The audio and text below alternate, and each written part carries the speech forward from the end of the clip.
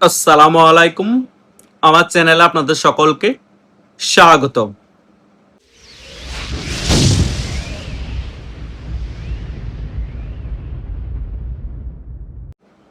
গত একদিন আগে ইউটিউবের একটি চ্যানেলের মধ্যে টকশোতে যোগদান করেন সিলেটের সাবেক মেয়র আনিসুজ্জামান ভাই। তিনি সে টকশে ক্লিয়ারলি বলেছেন, আমরা লন্ডন থেকে 500 নেতাকর্মী আসতে চলেছি। সকলে তার নিজের টিকিট নিজের টাকা দিয়েই কাটবে এবং শেখ হাসিনা বাংলাদেশে পৌঁছানোর আগেই তারা বাংলাদেশে পৌঁছে যাবে।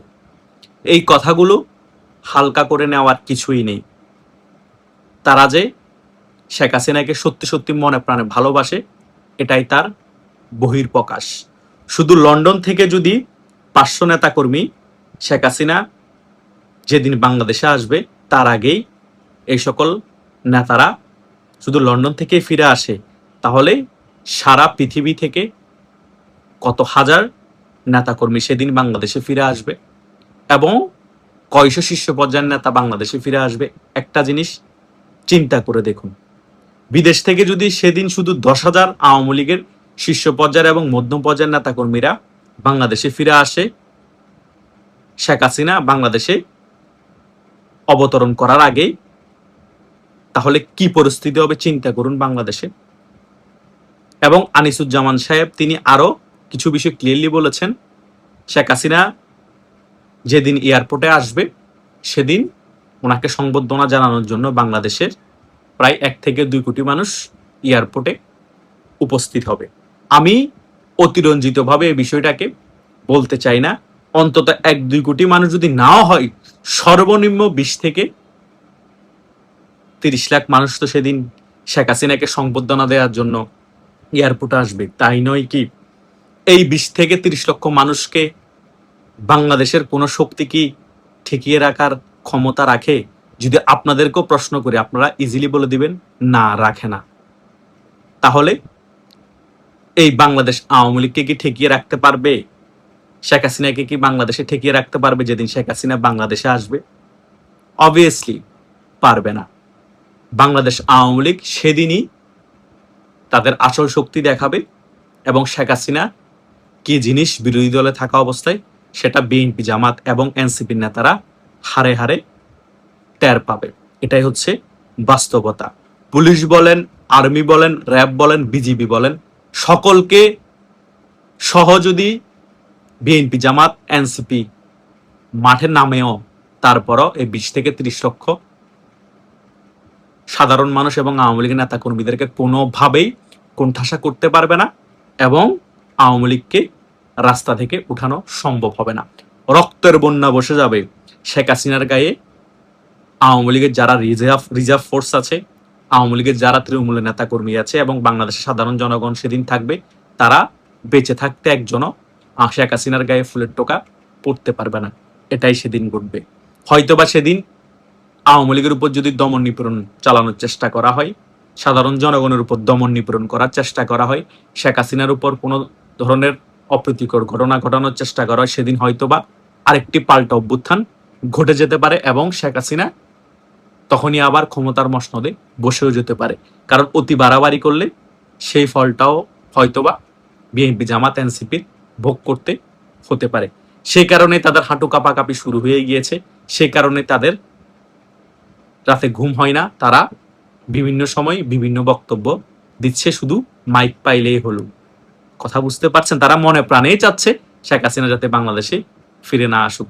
এখন যে সকল স্ট্যান্ডবাজির বক্তব্য দিচ্ছে সেগুলো চাপাবাজি ছাড়া আর কিছুই না। তারা ভালো করেই জানে শেখ হাসিনা যদি বাংলাদেশে আসে, আমরা যদি গ্রেপ্তার করে ওনাকে জেলেও নিয়ে যাই, তারপরও আওয়ামী লীগের নেতা কর্মীদেরকে, বাংলাদেশের জনগণকে কোনোভাবে ঠেকিয়ে রাখতে পারবো না। বাংলাদেশে যে পরিস্থিতি তৈরি হবে এটা কন্ট্রোল করার ক্ষমতা বাংলাদেশের পুলিশের এখন নাই এবং আমাদেরও নাই। এবং বিএনপি সাংগঠনিকভাবে যে অবস্থা, বিএনপি এই অবস্থাতে জামাতের সাথে খেলতে বিএনপির অবস্থা খারাপ হয়ে যাচ্ছে। আওয়ামী লীগের মতো এত বৃহৎ দলের সাথে সাংগঠনিকভাবে রাজপথে খেলার মতো ক্যাপাসিটি বিএনপি, জামাত একত্রিত হয়েও নাই। আওয়ামী লীগকে শুধু 1 ঘন্টা টাইম দেখ, ঢাকা শহরের মধ্যে একটা প্রোগ্রাম করবে আওয়ামী লীগ, দেখবেন যে লক্ষ লক্ষ মানুষের জমায়েত হয়ে গিয়েছে। এত বড় প্রোগ্রাম বিএনপি এখন ক্ষমতায় আছে না, তারাও করতে পারবে না 1 ঘন্টার টাইমে। এত জনপ্রিয়তা এখন এই 2 বছর পরে আওয়ামী লীগের হয়ে গিয়েছে। বাংলাদেশের জনগণ এখন পাগল হয়ে গিয়েছে শুধু শেখ হাসিনাকে বাংলাদেশে ফিরিয়ে আনার জন্য, আওয়ামী লীগকে আবার ক্ষমতার মসনদে বসানোর জন্য। সাধারণ শিক্ষার্থীরাও এখন বারবার বলছে আমরা প্রতারিত হয়েছি, আমরা আবার শেখ হাসিনাকে চাই, আমরা আগে শিক্ষামন্ত্রী দীপুমণিকে চাই। কোন পরিস্থিতিতে তারা আছে চিন্তা করুন। শিক্ষা ব্যবস্থা ডক্টর ইউনূস সরকার যখন ছিল তখন ধ্বংস করে দিয়েছে, এখন বর্তমানে বিএনপি সরকার এসে আরো ধ্বংস করে দিচ্ছে। গার্মেন্টস সেক্টর সম্পূর্ণরূপে ধ্বংস হয়ে গিয়েছে, সকল খাত একেবারে ধ্বংস করে দিচ্ছে এই বর্তমান সরকার আসার পরে। শেখ হাসিনা যে সকল উন্নয়নমূলক কাজ আছে, সে সকল উন্নয়নমূলক কাজের যে তদারকি করা দরকার সেটাও বর্তমান সরকার করতে পারছে না।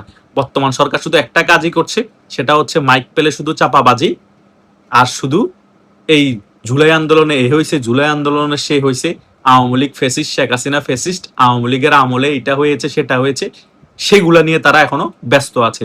বিগত সরকার এই সকল ডায়লগ দিচ্ছে। আরে ভাই, বিএনপি এখন ক্ষমতায়, বিগত সরকার ছিল ডক্টর ইউনূস সরকার, সেই সরকারের 15-16 মাসের শাসন আমলের বিষয়ে কোনো কথা বলা হয় না কেন? লক্ষ লক্ষ কোটি টাকা যে সুইস ব্যাংকে পাচার করা হয়েছে সে সকল বিষয়ে কোনো কথা বলা হয় না কেন? কিসের জুলাই যোদ্ধা? তারা কাদের সাথে যুদ্ধ করেছে? তাহলে তো 1990 সালে যে গণ অভ্যুত্থান হয়েছে তাহলে তো তারাও 90-এর যোদ্ধা, তাদেরও তাহলে ভাতা দিতে হবে। জুলাই যোদ্ধা বলে কিসের ভাতা? বাটপারি। শুক্র রাষ্ট্রদিন হয়নি তাদের বয়স, তারা নাকি যোদ্ধা হয়ে গিয়েছে। কথা বুঝেন নাই? খাড়াই বগ মরে কথায় আছে না, হুজুরের কেরামতি বারে। কেমনে কেমনে কি হয়ে গিয়েছে, আমেরিকা সিআই এর মেটিকুলাস ডিজাইনের মাধ্যমে শেখ হাসিনা সরকারকে আর্মির মাধ্যমে টেকনিক্যালি ভাবে কিভাবে পতন ঘটিয়ে ফেলেছে, তারা হয়ে গেছে নাকি টোকাই পাকিস্তান পন্থী চালাফেলাগুলা, তারা নাকি জুলাই যোদ্ধা। তারা এখন ভাতা দিতে হবে, তাদেরকে চাকরি দিতে হবে, এন করতে হবে, ত্যান করতে হবে, তাদের নাকি জাদুঘর হবে। বেটা, ল্যাংটা করে করে বাংলাদেশের জনগণ কিছুদিন পর পিড়াবে। আর যারা অতিরিক্ত করছো সেগুলা সবগুলারে শাহবাগে আর রাজুতে ঝুলাই রাখবে। বিএনপি তারা নিজেদের পিঠ বাঁচানোর জন্য তারা আগে পালাবে, আর তোরা ছাগলের 10 নম্বর বাচ্চা হিসেবে জনগণ তোদেরকে ঝুলে রাখবার ল্যাংটা করে করে টাইম নিয়ে তোদেরকে পিটাবে। প্রথমত পিটাবে মুক্তিযুদ্ধদেরকে অপমান করছো, দ্বিতীয়ত পিটাবে তোরা বঙ্গবন্ধুর বাংলা বৈষম্যের ঠাঁই নেই স্লোগান দিয়ে দিয়ে 5 আগস্টের পরে উল্টা বঙ্গবন্ধুর ভাস্কর্য ভাঙছস, মুক্তিযুদ্ধদেরকে জুতা পিটা করছস, শিক্ষকদেরকে অপমান করছস, এবং বাংলাদেশের মানুষের মাথার উপর লবণ রেখে বড়ি খেয়ে হাজার হাজার কোটি টাকা বিদেশে পাচার করছস, চাঁদাবাজি করছস, শিক্ষা ব্যবস্থা ধ্বংস করে দিছস। সেই কারণে তোদেরকে মারবে যে। আওয়ামী লীগের কেউ তোদেরকে মারা লাগবে না, সাধারণ জনগণে তোদেরকে পিটিয়ে পিঠে চামড়া তুলে নিবে। বন্যার টাকা তোরা যে মেরে দিছস সেগুলোর জবাব নিবে। তোরা এমপি হয়েছস, এমপির ভাবনেস, তোদেরকে ভোট দিছে কয়জনে? বেটা বাটপার, তোদেরকে ছাড় নাই, তোদেরকে বাংলাদেশের জনগণ কোনোভাবেই মাফ করবে না। এটাই হচ্ছে বাস্তবতা। সো আগামীতে বাংলাদেশের পরিস্থিতি কোন দিকে যাচ্ছে, কত ভয়াবহ হবে সেটা আপনারা কল্পনা করতে পারবেন না। একমাত্র বিএনপির এই ভুল শাসন, জামাত এবং এনসিপি একেবারে পাকিস্তানপন্থী রাজনীতি করার জন্য বাংলাদেশের জনগণ এখন ক্ষোভে একেবারেই ফুঁসে আছে। যে কোনো মুহূর্তে গণবিস্ফোরণ হতে পারে। এটা আমি আমার সকল ভিডিওতে কেন বলি? কারণ আপনি যেখানেই যাবেন সেখানেই বাংলাদেশের জনগণ বলছে আমরা আগেই ভালো ছিলাম, আমরা আবার শেখ হাসিনাকে চাই। সে কারণেই তো বাংলাদেশের জনগণের গ্রিন সিগন্যাল পেয়েই বাংলাদেশ আওয়ামী লীগের যে সকল নেতা কর্মীরা বিদেশ চলে গিয়েছে, তারা দেশে আসার জন্য প্রায় পাগল হয়ে গিয়েছে।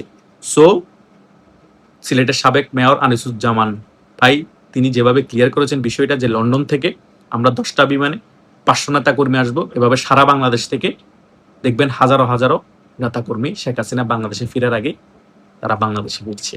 এবং বাংলাদেশে সেদিন হয়তোবা আরেকটি বাংলাদেশ আওয়ামী লীগের গণজাগরণ ঘটতে পারে, হয়তোবা পাল্টা অভ্যুত্থানের মাধ্যমে আওয়ামী লীগ আবার ক্ষমতায়ও চলে আসতে পারে। বাংলাদেশে সকল কিছু সম্ভব, আপনার যতই এই বিষয়গুলো কাল্পনিক মনে করেন না কেন। বাংলাদেশে যে কোনো মুহূর্তে যে কোনো সময় রাজনৈতিক পট পরিবর্তন হতে সময় লাগে না। এটাই হচ্ছে বাস্তবতা, কেউ মানেন আর না মানেন। আশা করছি এই ভিডিওটি যারা প্রথম থেকে শেষ পর্যন্ত দেখেছেন তারা মোটামুটি সকল বিষয় ক্লিয়ারলি বুঝতে পেরেছেন। ধন্যবাদ সকলকে।